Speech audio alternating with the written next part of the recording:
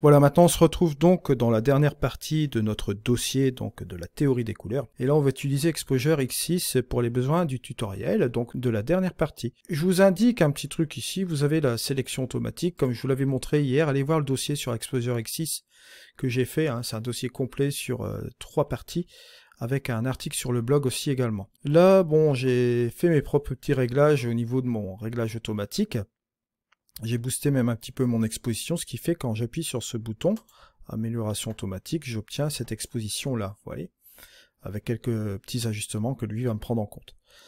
Je vais jouer un petit peu sur la vibrance, juste comme ceci, et je vais ajouter peut-être un peu de clarté, bon, légèrement comme ça. Je vais même un peu dégager un peu mes ombres, voilà.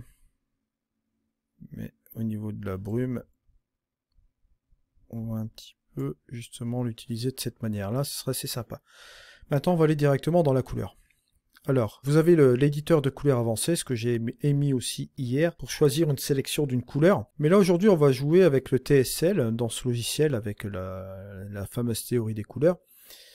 Et on va jouer un petit peu avec le mode de saturation, luminance. On va modifier un petit peu l'ensemble comme ça. On va faire un color grading, mais rien que par sélection des couleurs ici. Ce qui peut être possible aussi dans les autres logiciels, hein, bien évidemment. Vous avez toujours ces outils de TSL. Mais là, on va utiliser ce truc-là en particulier pour changer l'ambiance de notre image.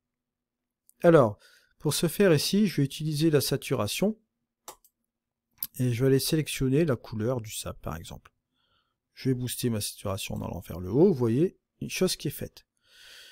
Je vais toujours rester sur le domaine de la saturation, je vais prendre le vert, je vais un peu saturer aussi mes verts. Allez hop, j'y vais comme ça, c'est assez sympa.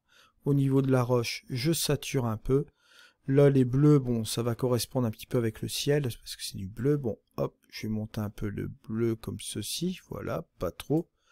Et on obtient ce résultat-là. Et si vous regardez la différence avec l'outil couleur avant, après, vous voyez qu'on a rajouté un truc assez sympa.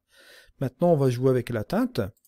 Moi, la teinte des verts ici, je veux la rendre un petit peu plus jaune comme ceci, moins vert pétant. Voilà, juste comme ça. Vous voyez que ça marche plus ou moins bien.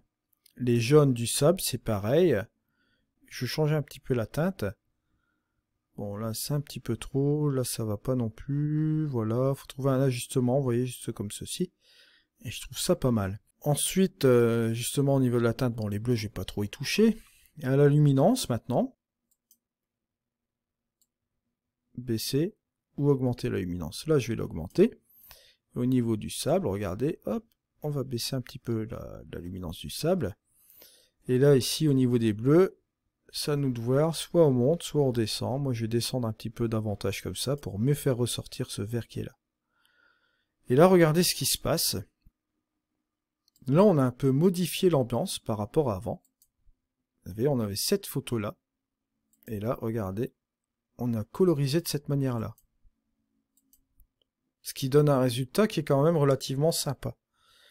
Je peux vous montrer encore d'autres trucs sur Exposure X6, mais c'est un petit peu plus avancé. Je veux vraiment vous montrer une chose de base qui pourra vous servir sur n'importe quel logiciel, justement. Je vous ai montré 4 manières de faire qui sont un petit peu différentes, sur 4 formats, justement, de logiciels qui ont des possibilités étendues. Là, par exemple, si je veux m'amuser avec ma courbe, je peux le faire aussi. Je peux aller sélectionner toujours la courbe des rouges, rajouter peut-être un peu de cyan sur l'ensemble de ma photo, par exemple, ou ajouter un petit peu de rouge, comme ceci, vous voyez, pour accentuer cette ambiance-là. Si je prends, par exemple, le canal bleu, juste comme ceci, ça ne m'empêche pas de rajouter aussi un petit peu de bleu comme ceci, vous voyez, un petit peu moins. Et si je viens sur mon canal vert, je peux aussi rajouter un peu de magenta, pas trop, bon, faut être prudent, hein, en prenant le point du milieu, mais bon, vous pouvez vous orienter un petit peu vers le haut, pourquoi pas, au niveau de la lumière, pour affecter un petit peu moins l'ensemble qui sera vers le bas, bien que c'est une courbe, ça va affecter légèrement ce qui est en dessous, là, hein, d'accord, mais progressivement. Donc, on va peut-être rester comme ceci, voilà. Si vous regardez la différence avant la courbe et après la courbe, vous voyez, on a encore une ambiance différente. C'est vous qui faites la gestion, c'est vous qui avez le contrôle du logiciel, donc c'est vous qui avez le dernier mot. Si vous estimez que c'est bien comme ça, bon ben voilà, c'est bien comme ça. Si vous estimez qu'il y a encore du travail à faire, ben vous faites un autre travail, aucun souci. Ici, on pourrait très bien s'amuser avec la coloration sélective, pourquoi pas. On a ici ce premier point qui est là, couleur 2 et couleur 1. La couleur 1, qu'on pourrait simplement s'amuser juste comme ceci, vous voyez. Et vous avez aussi la couleur 2. Allez voir. On va monter la dureté. Juste comme ça. Là, vous voyez, vous pouvez modifier la position de cette couleur-là, juste ici. Et la deuxième couleur, vous pouvez le modifier, puis le ramener aussi juste là. Si vous voulez changer encore, vous pouvez le faire aussi également. Vous voyez.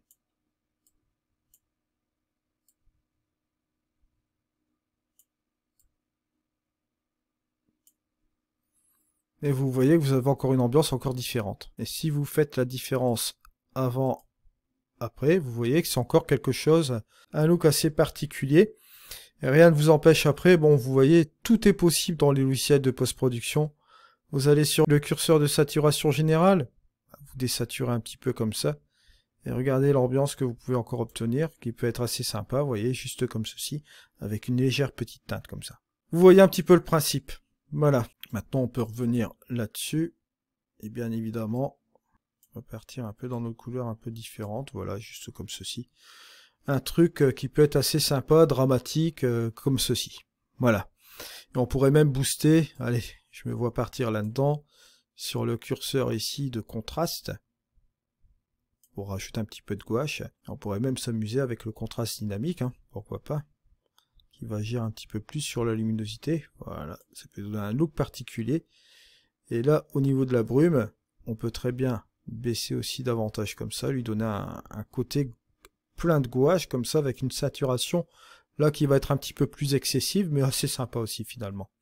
Si vous faites la différence de l'image avant, après, vous voyez, bon, on a réussi à ramener un truc assez sympa. Voilà, on en arrive à la fin de la théorie des couleurs.